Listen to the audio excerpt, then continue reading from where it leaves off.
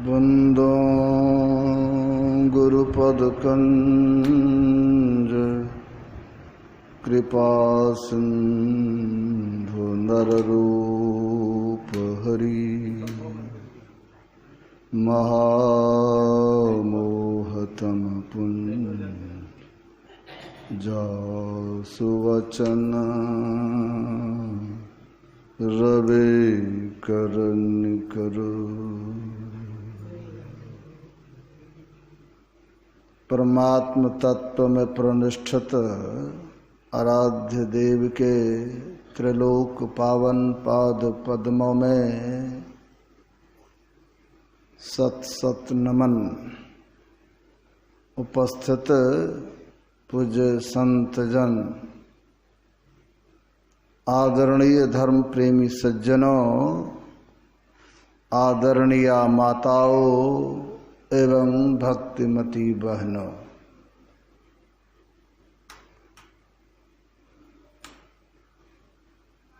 अभी हम लोग संत गुरु नानक देव जी महाराज की वाणी को श्रवण कर रहे थे। साधो गोविंद के गुण गाओ। गोविंद भगवान श्री कृष्ण को भी लोग कहते हैं।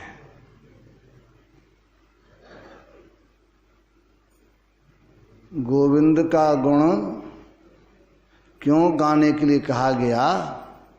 तो कहा गया जो गोविंद जो हैं पतित को पावन करने वाले हैं, जो गिरे हुए हैं उनको भी वे गला लगाते हैं, उनको वे सहारा देते हैं। इसीलिए उनका गुणगान करना चाहिए।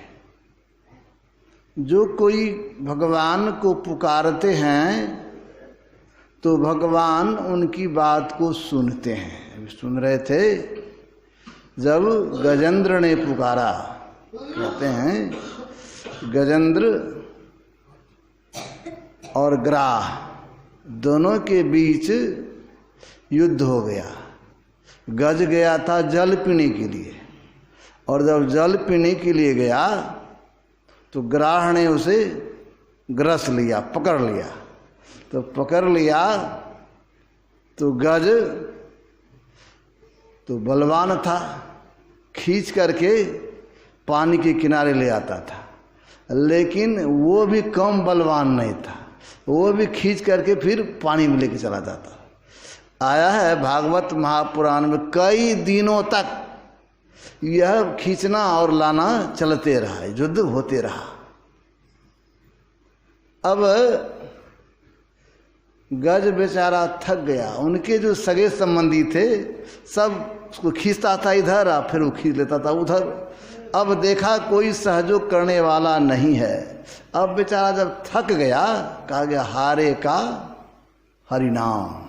जब लोग संसार से हार जाते हैं तब हरि के दरबार में लोग दौड़ लगाते हैं, पहले नहीं जाते हैं। जब हारते हैं तब जाते हैं। अब गज देखा जाओ हम नहीं बच पाएंगे, इस जल में हमको डुबा ही देगा, तब वह आर्त भाव से पुकारा प्रभु को, हे गोविंद राख शरण, अब तो जीवन हारे, अब तो जीवन हार नाथ, अब तो जीवन हारे।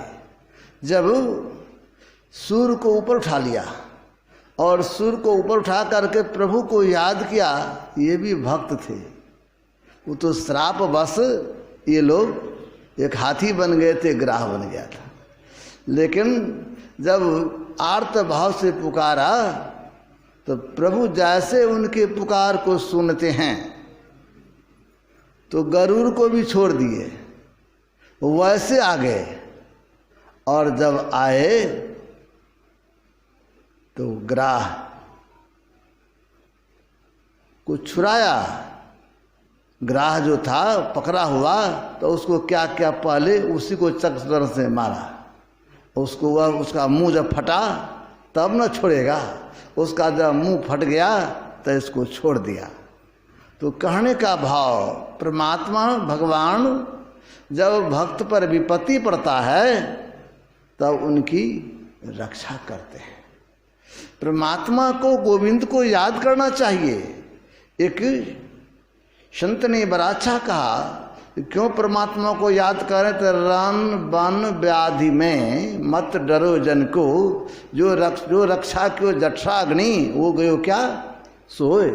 कहते जो परमात्मा ने माँ के गर्भ में 9-10 महीने थे, उस गर्भ में कौन रक्षा किया? वही परमात्मा ने किया। जठराग्नि में रक्षा किया। और जैसे बाहर निकले तो देखिए परमात्मा की व्यवस्था।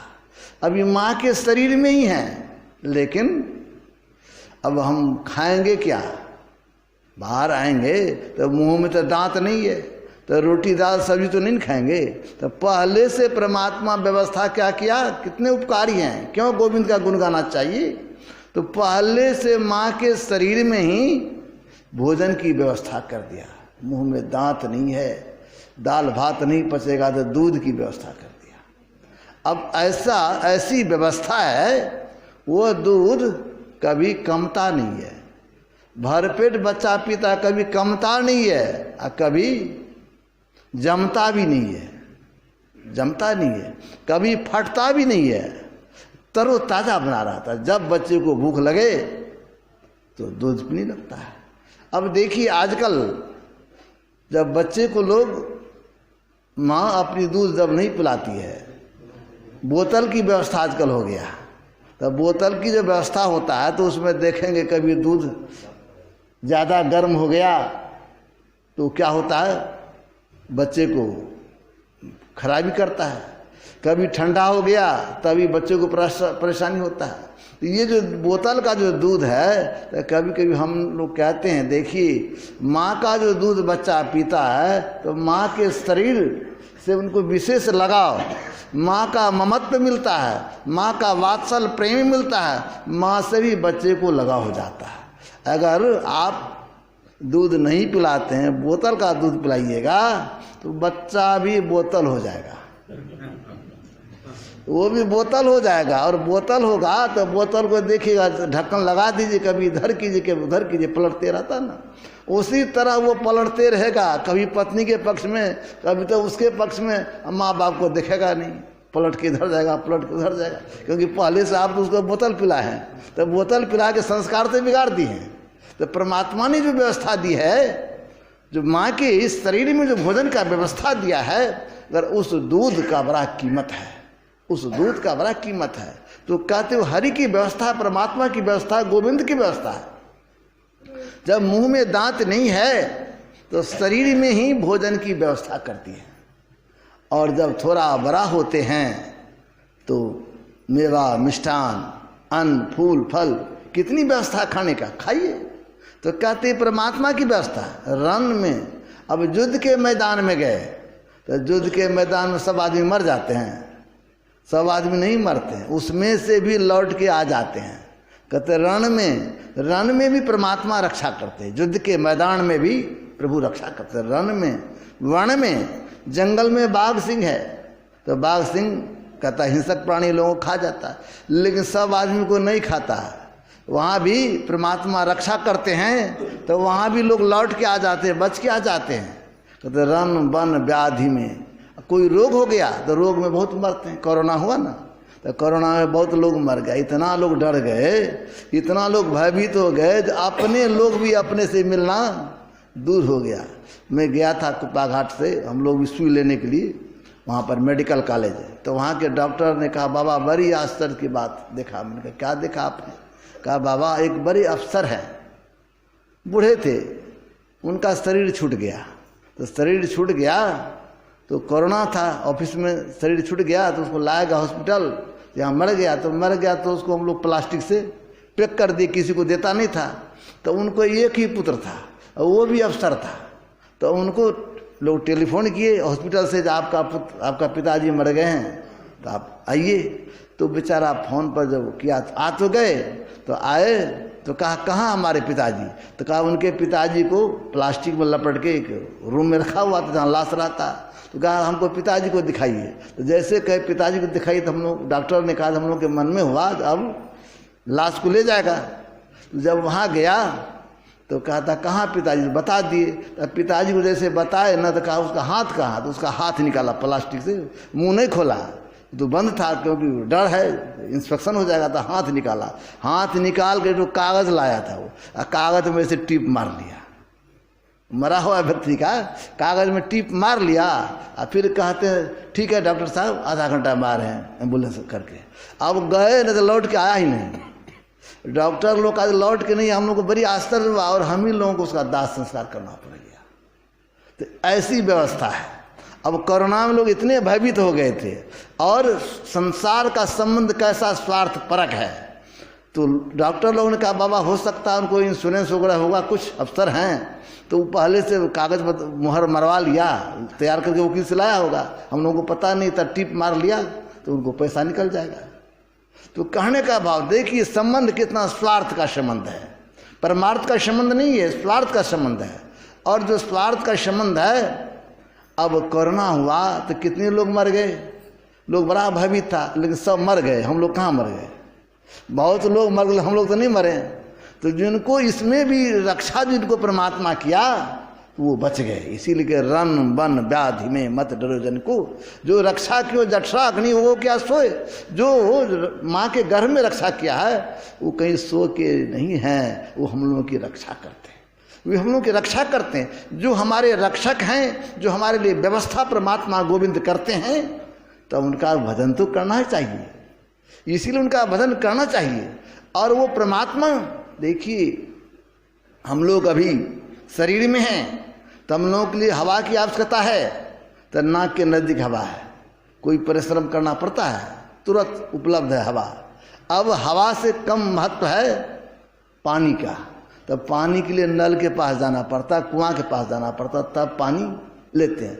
उससे कम महत्व है अन्न का, तो अन्न के लिए खेती करना पड़ता है, कुछ विशेष मेहनत करना पड़ता। मतलब जो हमारे जीवन के लिए जितना महत्वपूर्ण है, जिनकी जितनी आवश्यकता है, तो उसको परमात्मा पर्याप्त मात्रा में हम लोगों के लिए व्यवस्था कर दिया। अगर हवा पर भी टैक्स लग जाए तो गरीब लोग सब मर ही जाएगा। हवा पर टैक्स लग जाए तो गरीब आदमी मर जाएगा बेचारे। लेकिन परमात्मा ने हवा निःशुल्क दिया, पानी भी निःशुल्क था पहले, अब तो पानी बोतल में मिलने लगा, उसमें कुछ पैसा लग जाता है। पहले लोग हम लोग छोटे थे ना, कहता पानी मिलता है, हम लोग पानी बिकता है दूध, ये पानी कैसे बिकता है? अब हम लोग देखने लगे, अब कुछ दिन के बाद हवा भी बिकेगा।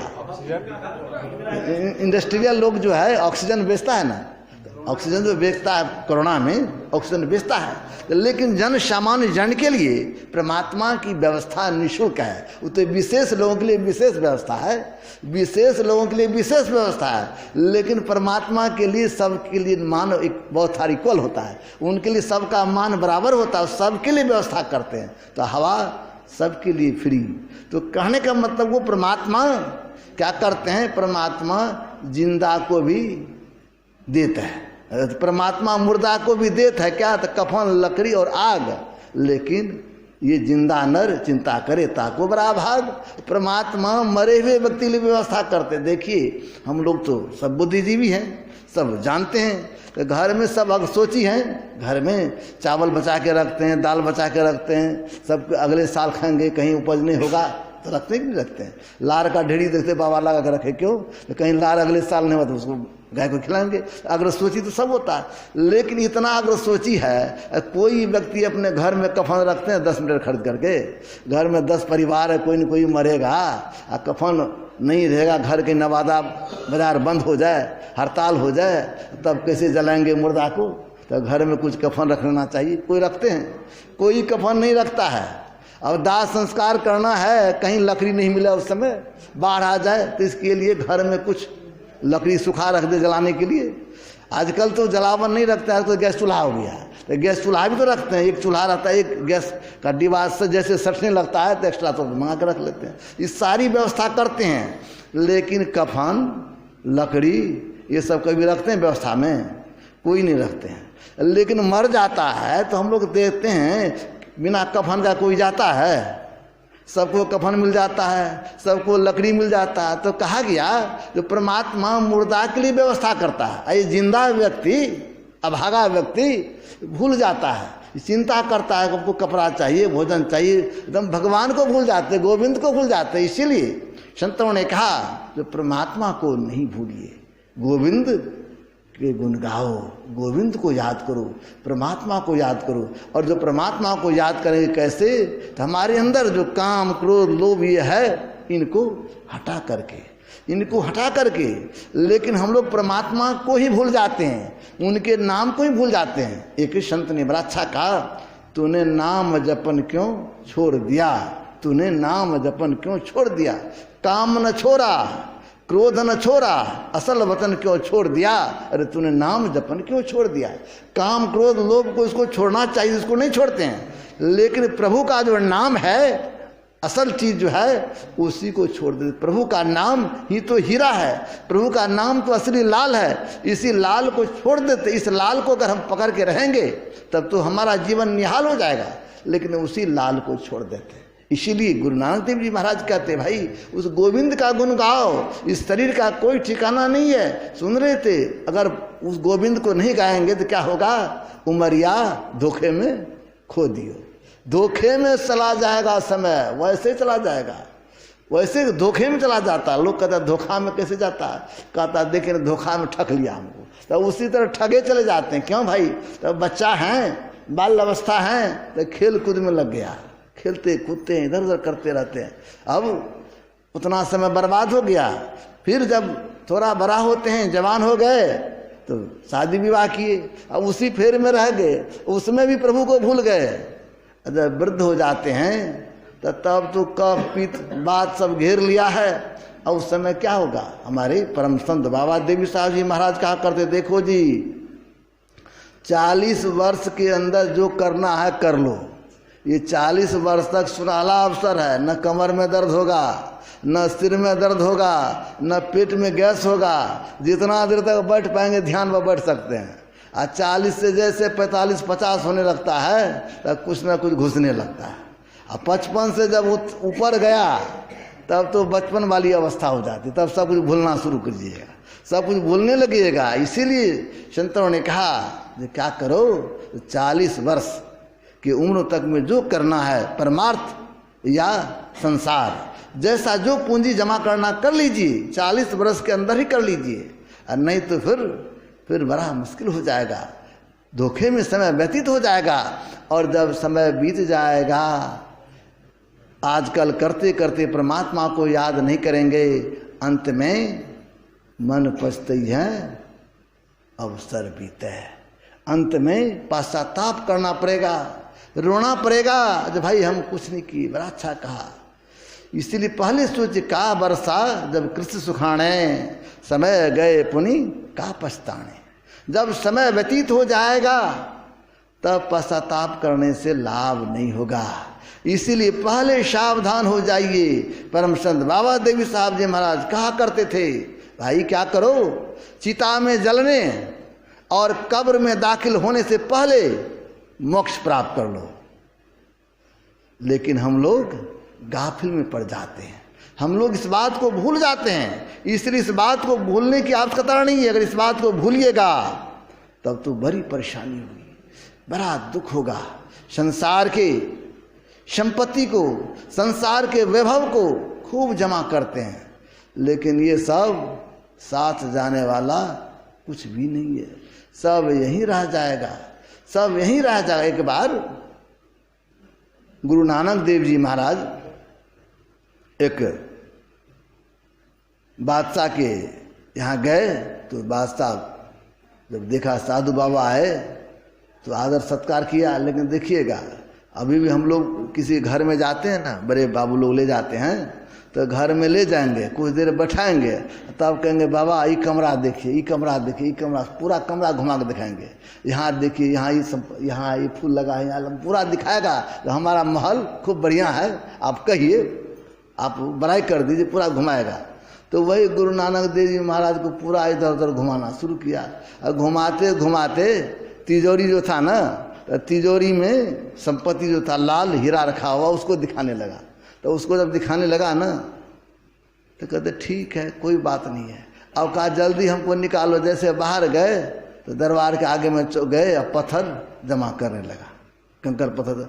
तो वो कहता है राजा साहब को, लोग बाबा राजा साहब देखिए ना, जिस बाबा को आदर के साथ घर में लाए थे, इतना घुमाए फिराए, वो तो पागल निकला। क्या करता है ये देखिए ना, चौक पर कंकर पत्थर जमा कर रहा है। तो राजा को विश्वास नहीं, बादशाह को विश्वास नहीं, अरे भाई इतने बड़े महापुरुष है, कंकर पत्थर क्यों जमा करेगा। जब गया तो ठीक है कंकर पत्थर का, महाराज जी कंकर पत्थर क्यों जमा कर रहे हैं। अरे भाई हम तो सड़क पर जमा कर रहे हैं, तू तो घर में जमा कर रहा है। ये कंकर पत्थर खाएगा, ये साथ में जाएगा, जो साथ में जाता है उसको जमा नहीं करता है, और जो साथ में नहीं जाता है उसको तू जमा करता है। तो उसको ठोकर लगी। संत महात्मा लोगों को ज्ञान देते हैं, किस तरह कहाँ ठोकर लग जाएगा कहना मुश्किल होता है। इसीलिए हमारे संतों ने कहा जब तक तन में प्राण है तब तक प्रभु को याद करते रहिए, प्रभु को याद करते रहिए। देखिए हमारे आराध्य देव जब संसार से महाप्रयाण करने लगे थे उस समय भी संत वाणी को गुनगुनाते थे, सुकृत कर ले नाम सुमिर ले, को जाने कल की जगत में खबर नहीं पल की।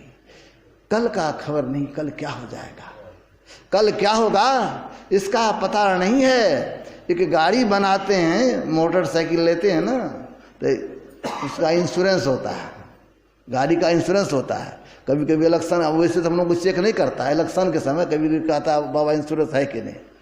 तो इंश्योरेंस, गाड़ी का इंश्योरेंस, और लोगों का भी इंश्योरेंस, लोग का भी इंश्योरेंस होता है। एक व्यक्ति आया कहा बाबा हेल्थ इंश्योरेंस करवा लीजिए। कल इससे क्या होगा, तो बाबा जब खूब बीमार हुईएगा ना तो आपका इलाज होगा, जब बीमार नहीं होंगे तो पैसा चला जाएगा। तो हमने कहा भाई इंश्योरेंस जो करवाते हैं तो इंश्योरेंस तो स्वास्थ्य का, तो बीमार होंगे तब गाड़ी का इंश्योरेंस करवाते, सब कुछ का इंश्योरेंस होते हैं, लेकिन कहते हैं अब लाइफ इंश्योरेंस, ये तो मरण इंश्योरेंस है। तो हंसने लगा, कब बाबा आप गलत बात करते हैं, लाइफ इंश्योरेंस है तो मरण इंश्योरेंस। कहते आप जो टका जमा करवाते हैं लाइफ इंश्योरेंस में, मरने के बाद ना दुना देते हैं, जीवित में देते हैं तो नहीं, वो तो जीवित में नहीं देते हैं। तो मरण इंश्योरेंस लाइक लाइफ इंश्योरेंस हुआ, जिंदा में डबल कर दीजिएगा तब ना, वो तो मर जाते तब देते हैं, मर जाते तो हमको क्या मिलेगा लाभ उससे। आप लोग तो लाइफ इंश्योरेंस झूठे लिख दिए, लिखिए मरण इंश्योरेंस, मरने के बाद आपको मिलेगा।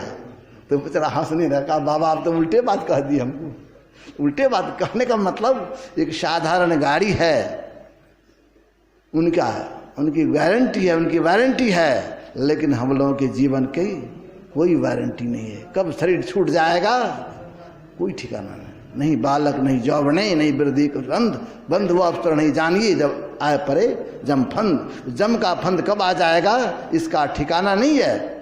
जिस तरह हम लोगों का सत्संग चल रहा है ना, इसी तरह का गुरु नानक देव जी महाराज का सत्संग चल रहा था।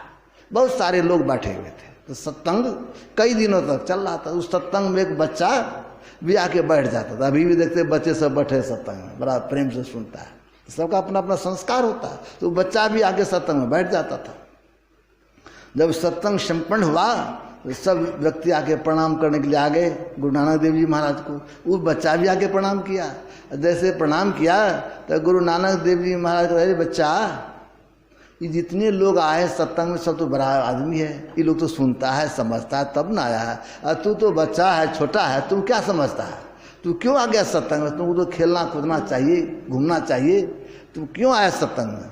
तो कहा महाराज मैं सत्संग में इसीलिए आ गया जब मेरी माँ भोजन बना रही थी, जब भोजन बना रही थी तो हम वहीं पर खेल रहे थे, तो चूल्हा जला रही थी, तो चूल्हा जो जल रहा था तो उसमें होता था क्या, कभी कभी चूल्हा बुझने लगे, तब बुझने लगे तो माता जी क्या करती थी, तो पतला जो जलावन है उसको लगा देती थी, और जैसे पतला जलावन लगे तो फक से जलने लगता था, अब मोटा जलावन से बुझ जाए।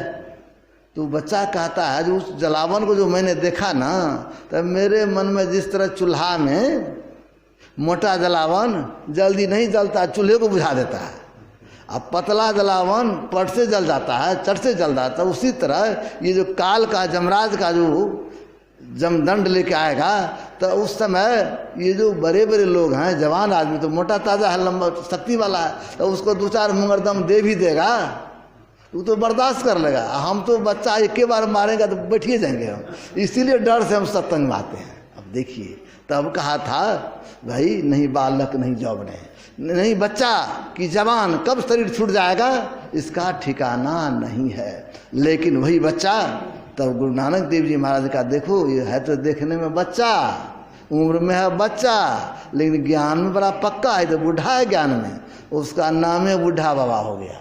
सिख इतिहास में बूढ़ा बाबा का नाम बड़े आदर से लोग लेते हैं, उनका बड़ा सम्मान है। तो कहने का मतलब वो बच्चा को ये ज्ञान हुआ कि भाई संसार में कौन कब चला जाएगा इसका ठिकाना नहीं है। तो हम लोगों को भी ज्ञान होना चाहिए कि नहीं?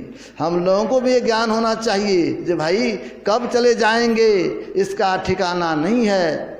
को आगे को पछवाना, कौन आगे जाएगा कौन पीछे जाएगा इसका ठिकाना नहीं है। इसीलिए जो हम लोगों को इस समय मिला है, इस समय का सदुपयोग करना चाहिए। समय का सदुपयोग किस में होगा? तो समय का सदुपयोग होगा सुमिरन भजन करने में, सुमिरन भजन करने में। साधो सुमिरन भजन करो, आया साधो सुमिरन भजन करो, कहते साधो सुमिरन भजन करो, मन में दुविधा आनहु नाही, सहज ही ध्यान धरो, साधो सुमिरन भजन करो। आया है जो भाई क्या करो? तो सुमिरन भजन करो, क्योंकि मन में किसी तरह का दुविधा नहीं, किसी तरह का दुविधा रखने की जरूरत नहीं है। दुविधा किस बात की? तो भाई सुमिरन भजन करेंगे इससे लाभ होगा कि नहीं, इससे कुछ मिलेगा कि नहीं। हम लोगों को विश्वास नहीं होता गुरु के वचन पर। गुरु महाराज हम लोग को कह दिए ना, ध्यान भजन कीजिएगा तो किसी चीज़ की कमी नहीं होगी। ऐसा गुरु महाराज का है वरदान हम लोगों को, भाई जो ध्यान भजन ठीक ठीक करेंगे उसे मोटे अनाज और मोटे वस्त्र की कमी नहीं होगी। ऐसा गुरु महाराज का वरदान है। लेकिन हम लोगों को विश्वास ही नहीं होता है। हम लोग मन में होता है कि भाई अगर आज नहीं कुछ करेंगे तो कल क्या खाएंगे, बड़ा मुश्किल है। लेकिन संतों ने कहा सुमिरन भजन करते रहिए, जब सुमिरन भजन करेंगे तब तो लाभ होगा। लेकिन सुमिरन भजन नहीं किया तो बाद में पश्चाताप करना पड़ेगा, बाद में रोना पड़ेगा। बाद का रोना ठीक है कि अभी का रोना ठीक है? अभी रो लें बैठ करके परमात्मा के लिए, गुरु के लिए अभी रोए बैठ करके। रामकृष्ण परमहंस जी महाराज कहा करते थे, अगर हम लोगों का 5 रुपया का सिक्का खो जाता है तो उसके लिए परेशान हो जाते हैं, भर रात खोजते रहते हैं। लेकिन परमात्मा से हमारी दूरी बन गई है, अलग हो गया है, परमात्मा रूपी लाल से हम दूर हो गए हैं, तो इसके लिए कभी रोते हैं। रामकृष्ण परमहंस जी महाराज की जीवनी में आया है, वो लिखे हैं जो रोते रोते उनका तकिया भीग जाता था। आज भगवान का दर्शन नहीं हुआ तो रोने लगते थे, अच्छा कल होगा। फिर दूसरे दिन भी रोते थे। यह विरह चाहिए, यह प्रेम चाहिए। जब तक आपस में प्रेम और विरह नहीं होगा तो उस प्रभु को, तो गोविंद को याद कीजिए। और जो गोविंद हैं वह सबको शरण में लगाते हैं। उनके लिए आया है सज्जन दुर्जन जो चली आवे। जो आएगा परमात्मा के भगवान के नज़र में सब बराबर होता है, लेकिन हम लोगों का मन नहीं मानता। तो गोविंद को बताने वाले गुरु होते हैं, गोविंद को लखाने वाले गुरु होते हैं। इसलिए संत कबीर साहब ने बड़ा अच्छा कहा, गुरु गोविंद दो खरे काको लागो पाँव, बलिहारी गुरु आपने जो गोविंद दियो लखा है। कहते हैं जो गुरु आके सामने खड़े हो जाए और गोविंद खड़े हो जाए तो किनको प्रणाम करेंगे? जन साधारण जन तो गोविंदे को प्रणाम कर लेंगे, गुरु को छोड़ देंगे। लेकिन जो ज्ञानी है वो क्या करेंगे? वो गोविंद को पहले प्रणाम नहीं करेंगे, वो पहले गुरु को प्रणाम करेंगे। क्योंकि गुरु को बताने वाले, गुरु को लखाने वाले, गोविंद को लखाने वाले गुरु होते हैं। इसीलिए लोग गुरु को प्रणाम करना चाहिए। इसीलिए कहा गया 3 लोक 9 खंड में गुरुते बरा न कोय, करता करे न कर सकै, गुरु करे सो होय। कहते 3 लोक 9 खंड में गुरु से बढ़कर कोई नहीं है। करता यानी परमात्मा, करता करे न कर सके, परमात्मा जो नहीं करेंगे, ईश्वर जो नहीं करेंगे वह गुरु कर देते। करता करे न कर सके, गुरु करे सो होय।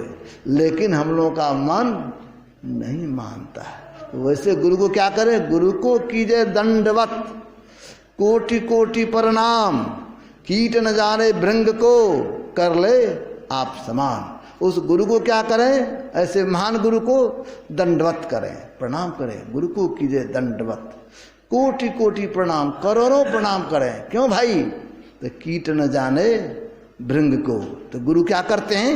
जिस तरह कीट को भृंग जब पकड़ लेती है तो उनको अपने घर के नजदीक ले जाएंगे और वहाँ पर अपनी आवाज़ सुनाते रहते, अपने आवाज़ सुनाते सुनाते उनको अपने समान बना लेते हैं। पूज्यपाद महर्षि संत सेवी परमहंस जी महाराज कभी कभी कहा करते थे, लोग कहते हम गुरु को खोजते हैं, लेकिन शिष्य की क्या औकात है जो गुरु को खोज लेंगे?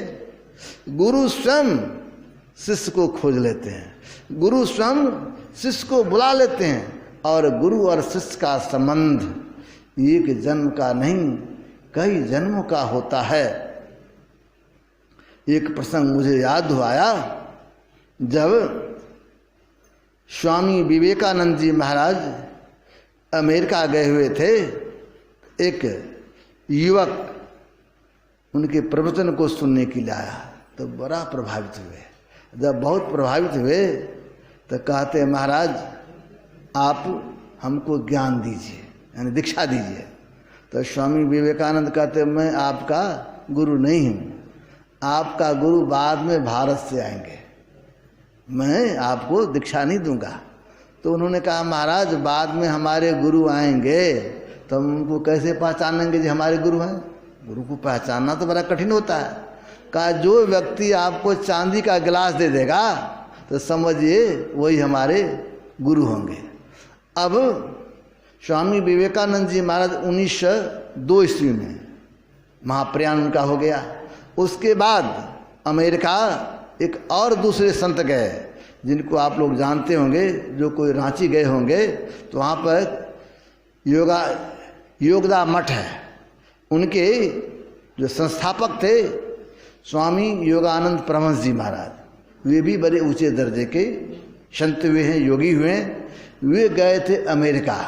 जब अमेरिका गए तब उनका प्रवचन चल रहा था। तो जैसे प्रवचन चल रहा था, वो युवक था तो 1902 में भेंट हुई थी उनको। वो युवक बूढ़ा हो गए थे, लगभग 55-60 की उम्र के होंगे, 60 की उम्र के होंगे।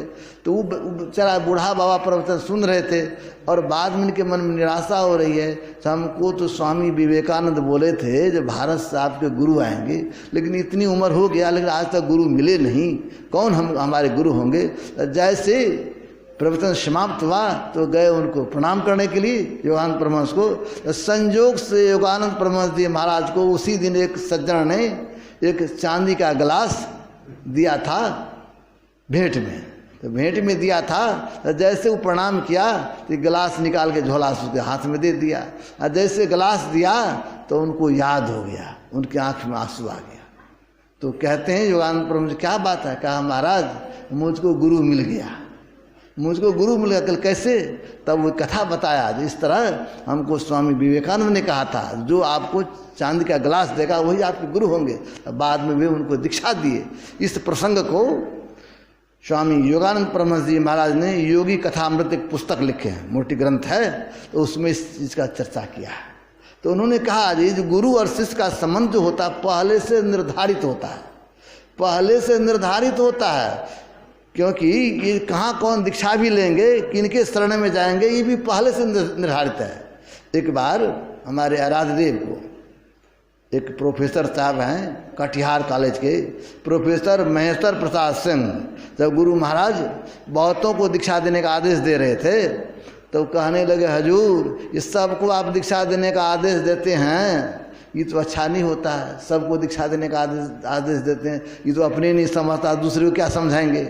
ऐसे लोगों को दीक्षा देने का आदेश दे दिए। तो गुरु महाराज कुछ देर चुप रहे, फिर मुस्कुराते हुए कहते, देखिए प्रोफेसर साहब, जो जैसे शिष्य होंगे ना, जो जैसे गुरु होंगे ना, उसको वैसे शिष्य मिल जाएंगे। जो जैसे गुरु होते हैं उनको वैसे शिष्य मिलता है, जो जैसे शिष्य होते हैं उनको वैसे गुरु भी मिल जाते हैं। इसीलिए ये जिनको मैं दीक्षा देने का आदेश देता हूँ, जिस स्तर के हैं उनको उसी स्तर के शिष्य भी मिलेंगे और वहाँ पर वे प्रचार करेंगे। किसी न किसी संत मत का तो प्रचार होगा, ऐसा गुरु महाराज उनको कह दिए। तो कहने का मतलब ये जो गुरु और शिष्य का संबंध भी होता है, कई जन्मों का होता है, और गुरु सदैव शिष्य की रक्षा करते रहते हैं, शिष्य के मन की बात को जानते रहते हैं। लेकिन हम लोगों के मन में होता है तो गुरु महाराज से कोई बात छिपा लेते हैं, मन में होता है। अब गुरु महाराज कह दिए 5 पाप से बच के रहिए, अब मन में गुरु महाराज देखने थोड़े आते हैं, एक बार झूठ बोल देते क्या होगा। थोड़ा सा झूठ बोलने से 10,000 बचत हो जाए तो बोलने में क्या दिक्कत है, लोग बोल देते हैं। लेकिन गुरु महाराज तो वहाँ भी देखते हैं ना, कि नहीं देखते, गुरु महाराज वहाँ भी देखते हैं। इसीलिए हम लोगों को चाहिए गुरु पर श्रद्धा और विश्वास रखें। गुरु जो हम लोगों को ज्ञान दिए हैं उस ज्ञान को जीवन में उतारें। गुरु जो हम लोगों को कह के गए हैं, जो गोविंद का गुण गाओ, परमात्मा का गुण गाओ, तब तो अच्छा होगा। उस परमात्मा का जो गुण गाते हैं, इसीलिए हम लोग सुबह सुबह स्तुति करते हैं। ईश स्तुति सब क्षेत्र छरा परा परा पर और अक्षर पार में। एक बार गुरुदेव से एक सज्जन ने पूछ दिया, महाराज सब क्षेत्र सबका पार ही में है, इस पार में कुछ नहीं है, सब उसी पार में है। तो गुरु महाराज मुस्कुराने लगा, देखो जी उस पार में भी है, इस पार में है, इस पार में भी है, लेकिन इस पार में पहचान नहीं होगा। इस पार में जब देखोगे ना मिलेगा तो ठगे चले जाओगे, और उस पार जब चले जाओगे और तब जब देखोगे तब ठीक ठीक पहचान लोगे। है तो इस पार में भी, लेकिन ठीक ठीक पहचान के लिए उस पार जाना पड़ेगा। तो कहने का मतलब, उस पार का मतलब क्या हुआ, जब तक हम लोग आवरण में रहेंगे, जब तक नाशवान पदार्थ के संग में है, उसमें बदलने वाले के संग में रहेंगे तो वही न सगुण है। जिसमें बदलाव है वही न सगुण है। जब तक बदलने वाले के साथ रहेंगे तब तक हम लोग ठगे जाएंगे। जो सत्य है, जिसमें किसी तरह का परिवर्तन नहीं है, उसको जब जान लेंगे तब तो हमारा कल्याण हो जाएगा। इसीलिए उस परमात्मा को जानने के लिए, उस प्रभु को जानने के लिए हमें ध्यान भजन करने की आवश्यकता है, सिमरन भजन करने की जरूरत है। अगर सिमरन भजन करेंगे, इसके लिए दीक्षा की आवश्यकता है। दीक्षा भी एक संस्कार है, दीक्षा भी एक संस्कार है। और यह जो दीक्षा दिया जाता है, इसी को भक्ति का बीज भी कहते हैं। हमारे गुरुदेव से लोगों ने पूछा, महाराज ये भक्ति का बीज क्या है? तो गुरुदेव कहने कृपा किए, लोग जो दीक्षा लेते हैं ना, दीक्षा के समय जो नाम दान दिया जाता है, मंत्र जो बताया जाता है, ध्यान करने की विधि बताते हैं, और दीक्षा देने वाले भी ध्यान करते हैं बैठ करके, उनको भी ध्यान करवाता है। यही भक्ति का बीज है। बीज तो कम रहता है, लेकिन बीज को बढ़ाइए ना, बीज को बढ़ाइएगा तब ना होगा कि बीज को रख दीजिएगा, बीज को बढ़ाइए। तो ये जो दीक्षा है ये एक संस्कार है। ये दीक्षा जो जीवन में लेते हैं तो भक्ति का बीज पड़ जाता है, और जब भक्ति का बीज पड़ जाता है तो उनका जीवन सफल होता है। जो दीक्षा देते हैं, तो दीक्षा देने वाले के ऊपर भी, जिनको दीक्षा देते हैं तो मतलब गुरु के ऊपर उनका असर हो जाता है, गुरु के ऊपर उनका भार हो जाता है। इसीलिए देखेंगे जो गुरु महाराज जो दीक्षा देते थे, या गुरु महाराज किसी को आशीर्वाद करते थे, तो आशीर्वाद करने के बाद अब किसी के ऊपर कर्म का फल है, अब उसको आप आशीर्वाद करते टालिएगा तो टल के कहाँ जाएगा? जो उसको हटाएगा उसी को ऊपर ना आएगा। इसीलिए देखेंगे बड़े बड़े महापुरुष को भी रोग होता, बड़े बड़े महापुरुष को परेशानी थी। क्यों? वो जो दूसरे को आशीर्वाद करते, दूसरे जो प्रणाम करता है कुछ ना कुछ, तो कुछ ना कुछ जो करता है तो उसको भोगना पड़ता। भोग भोगना पड़ता है। इसीलिए गुरु जो हैं सदैव कल्याण करने का काम करते हैं, गुरुदेव सदैव हम लोगों का रक्षा करते रहते हैं। इसीलिए गुरु को हमारे गुरुदेव कहते हैं, गुरु क्या है तो मंगल मूर्ति सदगुरु मिलमय सर्वाधार मंगलमय मंगल करण बिनमो बारंबार। गुरु क्या करते हैं, मंगल के मूर्ति हैं और मंगल करने वाले हैं, उस सर्वेश्वर से सर्वाधार से मिलाने का काम करते हैं। गुरु को यूँ समझिए जिस तरह बिजली जल रही, नभी बल्ब जल रहा है, यहाँ पर 11,000 वोल्ट होता है। 11,000 वोल्ट से क्या होगा, गांव के बाहर में एक बहुत बड़ा बक्सा टंगा हुआ था ट्रांसफार्मर, वहाँ से आया बिजली 11,000 और उसको फिर गांव में भेजता है 230 430 वोल्ट करके, तब सबके घर में जाता बल्ब जलता है। तो हम लोग कहेंगे डायरेक्ट 11,000 से जोड़ देंगे तो क्या होगा, घर में आगे लग जाएगा, बल्ब बचेगा। तो परमात्मा तो 11,000 का वोल्ट है और बीच में ट्रांसफार्मर न चाहिए। गुरु महाराज क्या होते, ट्रांसफार्मर होते हैं, गुरु महाराज ट्रांसफार्मर होते हैं। हमको कितना वोल्ट चाहिए, कितनी शक्ति चाहिए, उतना ही शक्ति वहाँ से लेके हमें संचालित करेंगे। इसलिए बीच में ट्रांसफार्मर की जरूरत है। गुरु ट्रांसफार्मर के काम करते हैं, जितनी आपको आवश्यकता है उतनी मात्रा में आपको वहाँ से देंगे। इसीलिए जीवन में गुरु की आवश्यकता है। गुरु की आवश्यकता इसलिए हम लोगों का एक कर्तव्य बनता है जो गुरु के चरणास्थित होकर उनसे शिक्षा दीक्षा लेकर अंत साधना करें। और संत मत में जो बताया गया है, मंत्र जप करने का, एक नाम का जप करें, एक रूप का ध्यान करें और फिर रूप का जो बीज बिंदु है फिर बिंदु ध्यान करें और फिर अरूप का जो बीज क्या है नाद है तो नादानुसंधान करें, सब साधना करें। इसको करेंगे तो हम भव से तरेंगे, इसको करेंगे तो भव से तरेंगे। अगर इसको नहीं करेंगे तो भव में फिर डूबते रहेंगे, संसार में आते जाते रहेंगे।